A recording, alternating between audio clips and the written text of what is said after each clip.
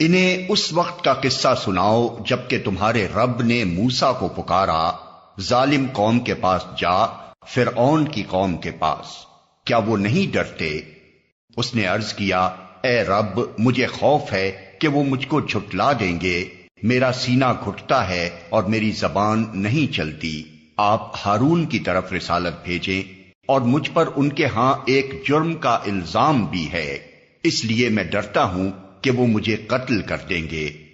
فرمایا، ہرگز نہیں، تم دونوں جاؤ ہماری نشانیاں لے کر، ہم تمہارے ساتھ سب کچھ سنتے رہیں گے۔ فرعون کے پاس جاؤ اور اس سے کہو، ہم کو رب العالمین نے اس لیے بھیجا ہے کہ تو بنی اسرائیل کو ہمارے ساتھ جانے دے۔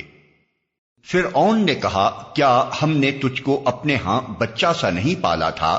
تو نے اپنی عمر کے کئی سال ہمارے ہاں گزارے، اور اس کے بعد کر گیا جو کچھ کے کر گیا، تو بڑا احسان فراموش آدمی ہے۔ موسیٰ نے جواب دیا، اس وقت وہ کام میں نے نادانستگی میں کر دیا تھا، پھر میں تمہارے خوف سے بھاگ گیا، اس کے بعد میرے رب نے مجھ کو حکم عطا کیا اور مجھے رسولوں میں شامل فرما لیا۔